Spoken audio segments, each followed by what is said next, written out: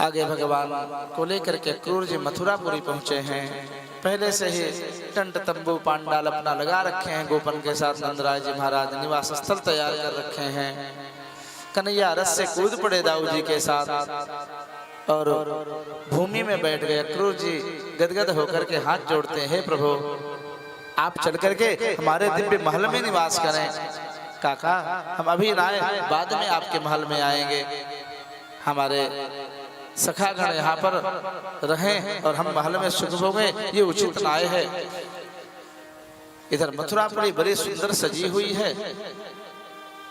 गोपन ने कन्हैया ने कहा चलो मथुरा घूम आए। नंदराय जी ने सुना कन्हैया कहीं नहीं जानो है। क्यों? क्योंकि अपनो ब्रजमंडल नाय है लाला, नंदगांव नाय है।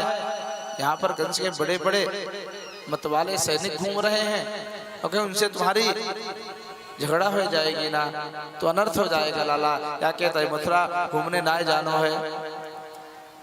लेकिन गोपन ने इशारा किया कन्हैया को चलनो है लाला। अब बाजार आदि घूमने में तो बच्चन को बड़ो आनंद आवे, मजा आवे ना। कन्हैया ने कहा ना नहीं बाबा मैं तो जाऊंगा मुंबई तक हलवे के टाइम। बालहट किए हैं प्रभु। जगत में चार हट बड़ा विचित्र होता है सज्जनों। योगी हट, राज हट, बाल हट और नारी हट। कन्हैया के हट को देख करके नंदराय जी ने दाऊ जी से कहा दाऊ तू बड़ो सयानो है, समझदार है। इन छोटे गोपन को कन्हैया के साथ लेके जा लाला तो देखियो काऊ से झगड़ा ना करें। हाँ बाबा चिंता मत करो मैं साथ में हूं ना। लेकर के दाऊ जी चले हैं गोपन को कन्हैया को। मथुरा की सुंदरियां अपने अपने अट्टालिकाओं पर चढ़ करके सुंदर पुष्पों की वर्षा करती प्रभु के ऊपर। तिरछी निगाह से श्याम सुंदर उन पर कृपा करते बरसाते हुए जा रहे हैं। आगे भगवान ने धोबी का उद्धार किया, दर्जी के ऊपर कृपा की। ततः सुदामनो भवनम मालाकारस्य जगमतुः। भगवान मथुरा में एक सुदामा नाम का माली भी रहता है। उसके द्वार पर गए, बड़ी सुंदर वैजयंती माला उसने कन्हैया के गले में डाल देनी है। सब गोपन को एक सुंदर सुंदर माला पहनाए दियो। सब आह्लादित हो गए, मगन हो गए। अब सुंदर सुंदर वस्त्र हो गए हैं, माला हो गए, लेकिन मस्तक सोनो है। चंदन लग जाए तभी अच्छो लगेगो, शोभा बढ़ेगी। आगे जाते हुए गोपन ने एक बुढ़िया के हाथ में चंदन को देखो है। मधुमंगल मनसुखा ने कहा कन्हैया वह डोगरी जा रही आगे आगे, वह के हाथ में मक्खन को कटोरा, चंदन को कटोरा है लाला। यदि तू मांग ले दे देगी तो बड़ो अच्छा होएगो। कहा भैया तू ही मांग ले। मधुमंगल ने कहे ओरी बुढ़िया नक्शो चंदन मोकू दे दे। वाने डंडा दिखाई दियो, मैं तो कुछ चंदन ना डंडा देऊंगी। उदास हो गए ग्वाल बाल। कन्हैया वे देवे को तैयार ना है। तू ही कन्हैया कुछ उपाय कर दे। जाते हो चंदन दे दे लाला, बड़ो सुगंधित चंदन वाके हाथ में है। आज श्याम सुंदर उस कुब्जा के ऊपर कृपा करने के लिए पीछे से बड़ा सुंदर सम्मान दिए हैं उसे। हे सुंदरी तुम कहाँ जा रही हो, कौन हो, तुम्हारा परिचय क्या है? अपने हाथ में चंदन के पात्र को लेकर के कहाँ जा रही हो? का तुम वरोर्वे तदहानुलेपनम कस्यांगने वा कथयस्व साधुनः। हमसे सच में बताए तो तुम हो कौन, तुम्हारा परिचय क्या है? जो ही भगवान ने उस कुबड़ी को, कुरूपा कुब्जा को सुंदरी कहो है, गदगद हो गई। मन मजूर नृत्य करने लगा, आह्लादित होकर के रुक गई और पीछे मुड़ करके देखी कौन है जो मुझे इतना मान सम्मान दे रहो है। जब मुड़ करके देखो तो श्याम सुंदर दिखाई दिए, गदगद हो गई। कन्हैया तुम हो प्रीतम, आप हो मुझे सम्मान दे रहे हो?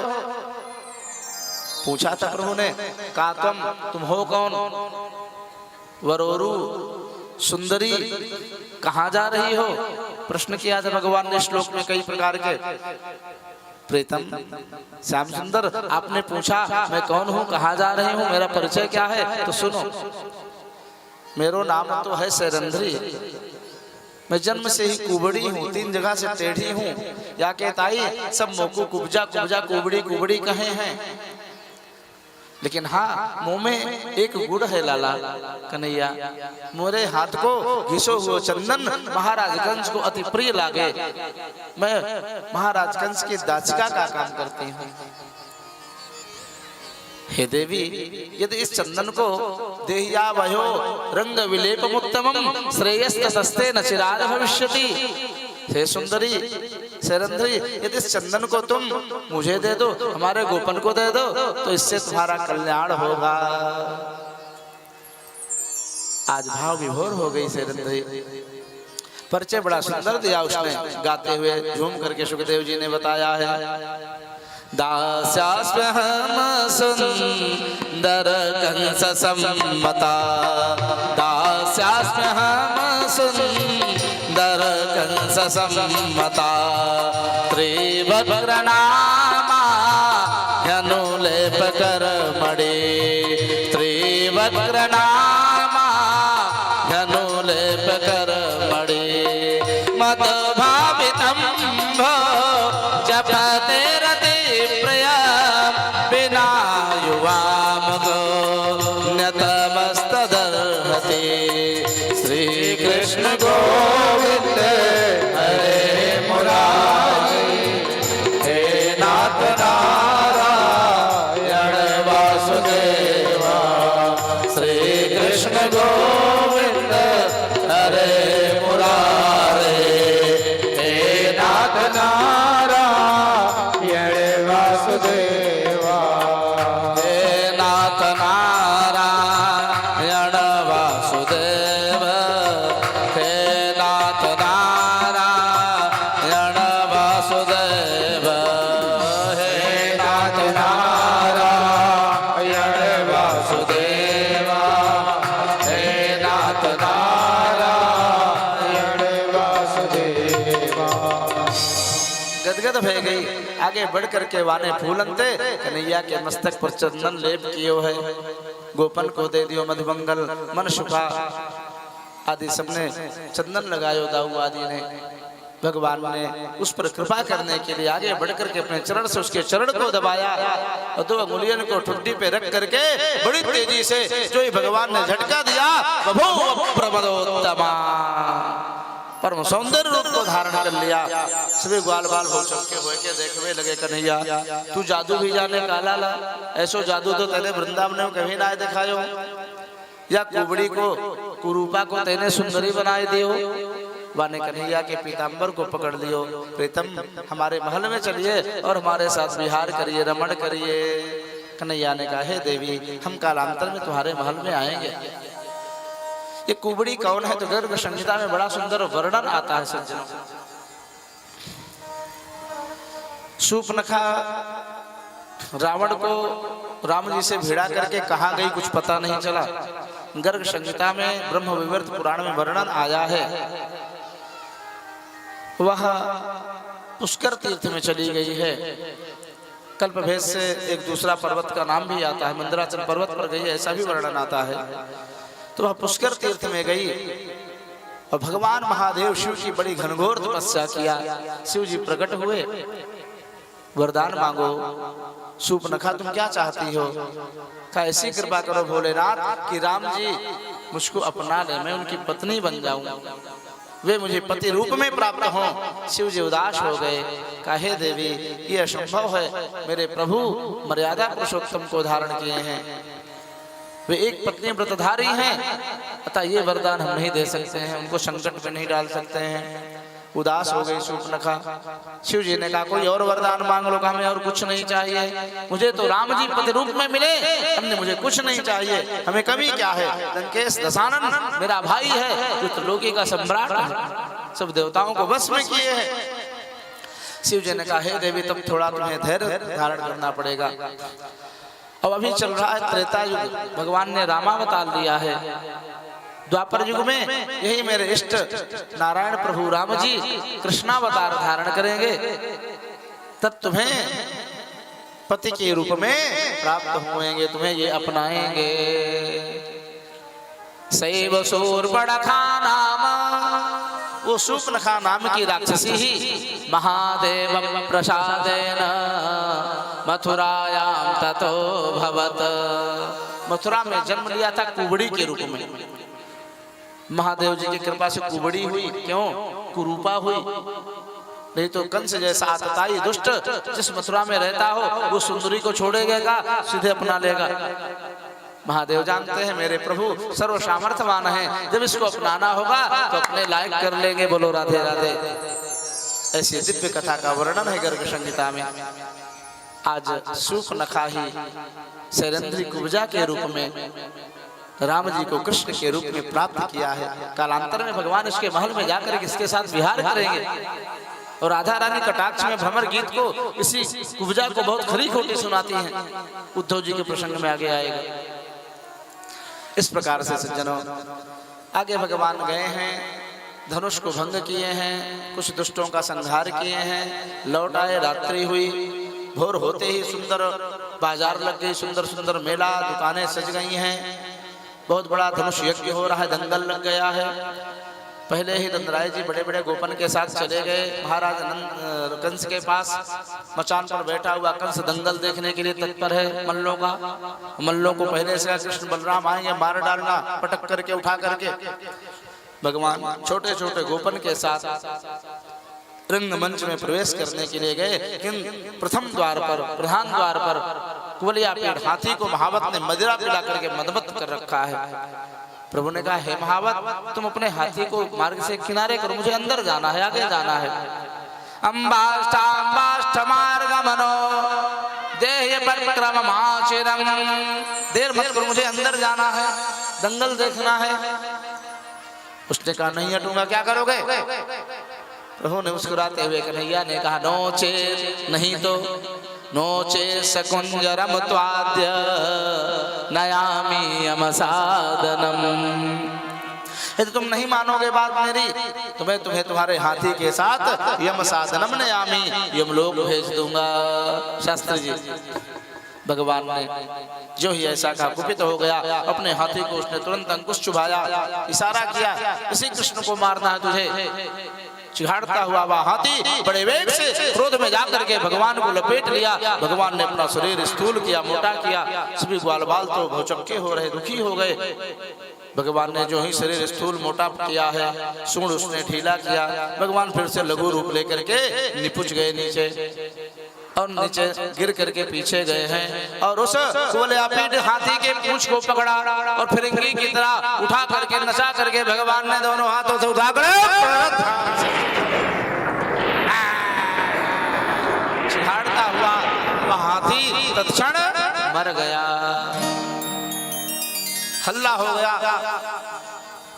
पूतना को मारने वालों, बकासुर को मारने वालों आए गए, भैया कुवलयापीठ हाथी को मार डाला। 1000 हाथी का बल अकेले कुवलयापीठ में था। आगे भगवान जाकर के और आसन पर बैठने लगे। चाणूर मुष्टिक ने डाका है, कृष्ण यदि तुमने माँ का दूध पी रखा है तो आकर के हमसे मल्ल युद्ध करो। प्रभु ने कहा, मैं बालक हूँ, अपने हमजोली वालों के साथ कुश्ती लड़ूंगा, तुम कितने बड़े बड़े पहलवान हो।